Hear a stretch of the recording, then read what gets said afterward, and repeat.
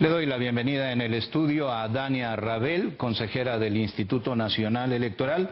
Sin lugar a dudas, una de las personas con mayor experiencia y conocimiento en materia electoral dentro del Consejo General del INE. Gracias por aceptar la invitación para estar aquí. Bienvenida. Muchas gracias. Buenas noches, Guillermo. Un gusto. Muchas gracias. Se ha hablado mucho de la primera elección de personas juzgadoras en nuestro país que se llevó a cabo este año.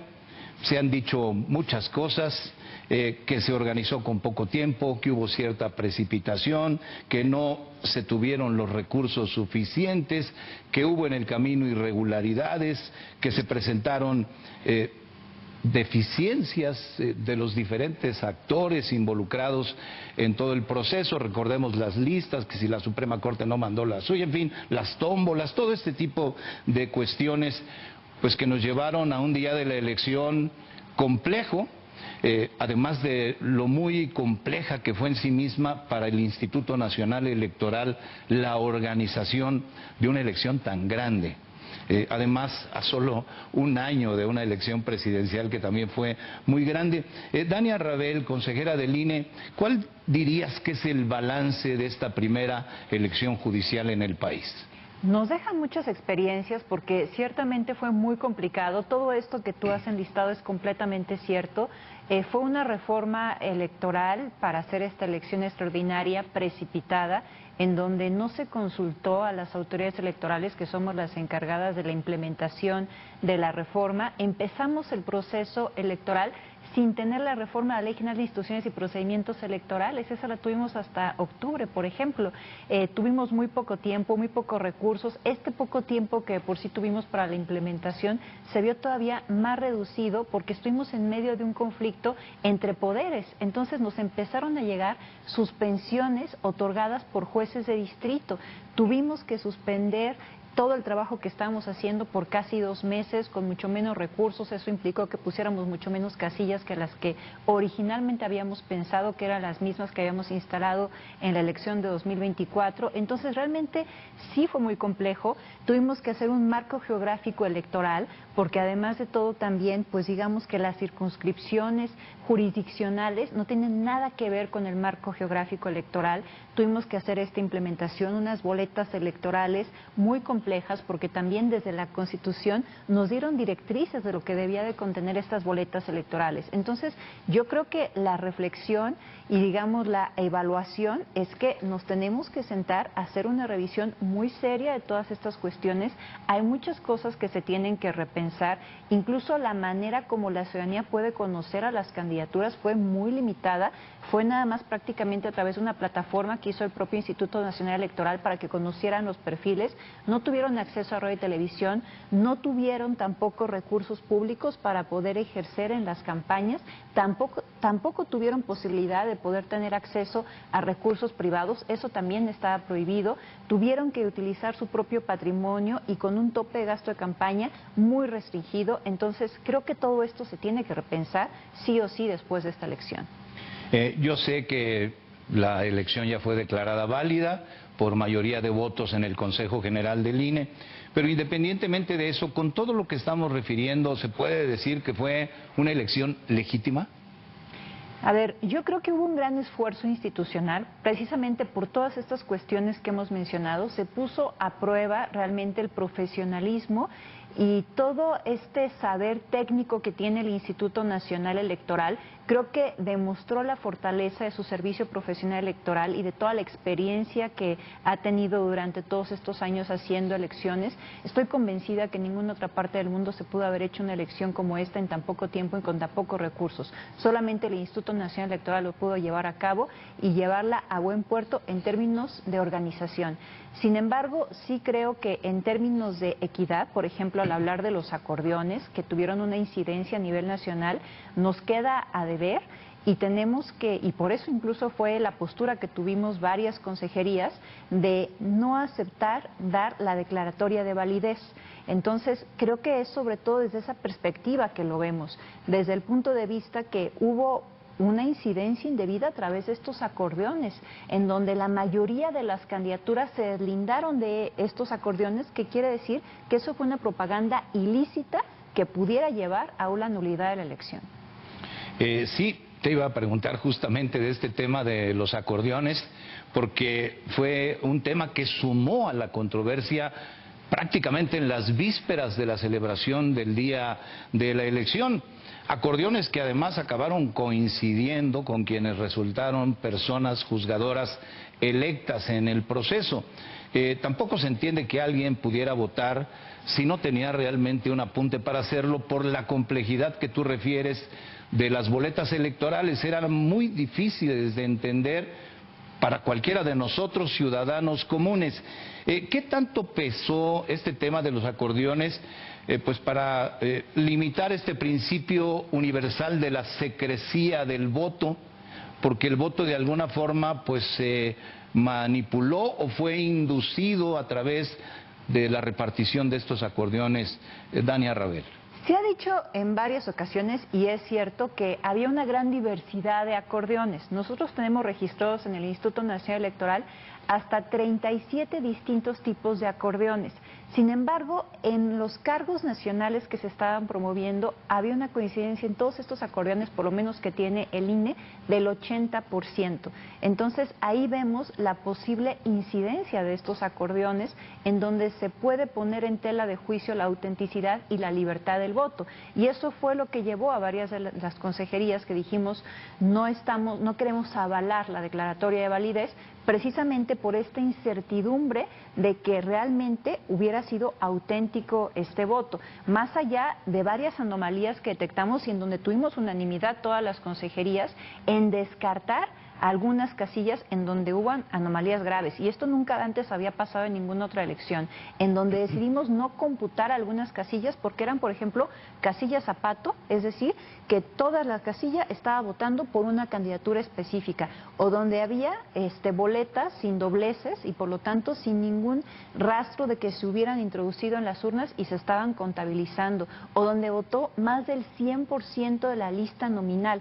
Esas casillas las descartamos por unanimidad, pero eso ya implicaba varias irregularidades graves en donde hubo consenso de todas las consejerías de que no podíamos contar esas casillas. Entonces, eso se suma al hecho, por ejemplo, de los acordeones con una incidencia nacional.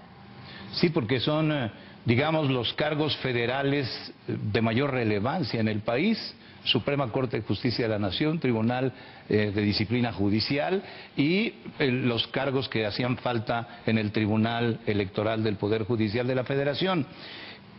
No me puedo imaginar lo difícil que fue la sesión de ese día en el Consejo General del INE, con 5 consejerías hablando descarnadamente, permíteme usar esa palabra, de lo que sucedió en la elección. Permíteme decirlo con una gran honestidad y con una gran integridad personal y profesional, pues señalando toda esta serie de sucesos que enturbian una elección. Sí, sin duda. A ver, no es algo sencillo, pero creo que es algo que va acorde con lo que se está esperando de una autoridad autónoma, independiente, y que, bueno, pues está reconociendo algo que vio toda la ciudadanía y que se tiene que asunto, porque esto no repetir, entonces se tenía que tomar realmente una decisión que fuera ejemplar, porque si no esto se va a replicar en otra elección y no solamente en la misma dimensión, sino se va a multiplicar a lo mejor las irregularidades. Entonces yo creo que había que mandar un mensaje contundente de que la autoridad lo está viendo y no lo va a permitir y va a hacer todo lo que está en sus manos para que esto no se vuelva a repetir. La validez de la elección se declaró por diferencia de un voto. Es correcto. 5 consejerías en contra de declarar la validez de la elección, entre ellas la tuya, y 6 a favor de declarar la validez de la elección en medio de muchos cuestionamientos e interrogantes. Déjame preguntarte de algo que fue también controversial, que son estas candidaturas de personas, déjame llamarles dudosas o de dudosa reputación. Sí, a ver, creo que ahí tenemos que retrotraernos hasta lo que pasó específicamente con los comités de evaluación. Y esa es otra lección que tenemos que tener para un siguiente proceso electoral. La verdad es que el registro de las candidaturas esta ocasión nos lo llevó el Instituto Nacional Electoral y entonces vimos que también hubo varias deficiencias en ese rubro. Desde que nos entregaron a nosotros el listado de personas candidatas entregaron a nosotros el listado de personas candidatas, bueno, pues por ejemplo, no estaban las 3 ministras de la Suprema Corte de Justicia de la Nación que tenían un paso automático porque estaban en funciones y que habían dicho públicamente que querían participar, no venían en ese listado, por ejemplo, ¿no? A esas irregularidades nos enfrentamos. Entonces, después resultó que el propio Congreso, los 2 presidentes, el presidente de la Cámara de Diputados y el presidente del Senado de la República, el 26 de mayo nos presentan escritos diciéndonos que realmente había varias candidaturas que no estaban cumpliendo con los requisitos del promedio o de tener una buena reputación. Entonces, ¿dónde quedó el trabajo que tenían que hacer los comités de evaluación, que eran los que eran competentes constitucionalmente hablando para hacer esta revisión de los requisitos de elegibilidad? Y de ahí, bueno, pues se tomó la determinación por la mayoría de las consejerías de hacer una revisión de estos promedios. Yo me distancié de esa propuesta porque desde mi punto de vista no tenemos ninguna competencia para revisar lo que ya había sido revisado y de facto revocar lo que ya habían determinado los comités de evaluación o lo que supuestamente ya había sido revisado. ¿Hay la posibilidad de que se le retire el triunfo a alguna de estas candidaturas dudosas, de dudosa reputación, que habrían ganado en el proceso electoral? A ver, bueno, esto ya ocurrió. Nosotros ya en la sesión del Consejo General que tuvimos el jueves pasado, se determinó que 24 personas que habían obtenido el triunfo no cumplían con el requisito del promedio en el caso de las magistraturas de tribunales colegiados de circuito y 21 personas en el caso de personas juzgadoras de distrito porque no cumplían con el tema del promedio. Entre ellas hay algunas de estas personas mencionadas con cosas graves. Digo, lo pregunto porque hay algunos cuestionamientos que son serios. Fue el tema específicamente del promedio, salvo un caso para una persona juzgadora de distrito que sí tenía que ver con que está detenida en este momento. Dania Rabel, déjame hacerte una pregunta que me parece crucial porque estamos a nada de la elección intermedia, que es muy grande. Gobiernos estatales, municipales, congresos locales, la renovación de la Cámara de Diputados, alcaldías de la Ciudad de México y la parte que falta de personas juzgadoras. ¿Vamos a estar preparados para una elección tan grande cuando hemos vivido esta experiencia con tantas dudas, tantas irregularidades en la elección judicial de este año? A mí me parece que sí hay que hacer algunos cambios de fondo que creo que se tienen que hacer justamente antes de que tengamos la siguiente elección intermedia, en donde también se va a renovar la Cámara de Diputaciones a nivel federal y se van a renovar 17 gubernaturas. Creo que es muy importante que se hagan varios ajustes a esta elección del Poder Judicial para que se pueda llevar a buen puerto, sobre todo confluyendo con tantas elecciones locales y también con una elección federal del Legislativo. Sé que esto está en la Constitución, pero ¿cabría la posibilidad de postergarla? A ver, nosotros en este proceso electoral pedimos que se postergara justamente por todos estos temas que tuvimos, por el poco tiempo para poderlo implementar y por las suspensiones que tuvimos que enfrentar y acatar, y no se nos concedió. Entonces, lo veo difícil, siempre está esa posibilidad abierta, pero lo veo un poco difícil. ¿Hay cabida para una reforma electoral como plantea la presidenta, que parecía actuar pues más por coraje hacia el INE que por la necesidad real de una reforma? Creo que si se va a hacer una reforma electoral tenemos que empezar precisamente por hacer los ajustes necesarios para la elección del Poder Judicial, para que se puedan hacer pues mejoras después de esta primera implementación. Eso es lo primero que tendríamos que pensar si estamos hablando de una reforma electoral. Pero preservar por encima de todo la autonomía del Instituto Nacional Electoral. Eso fue una conquista ciudadana que desde luego que se tiene que preservar. Creo que es un baluarte democrático el Instituto Nacional Electoral cuando hablamos de su independencia, autonomía y de consejerías ciudadanas.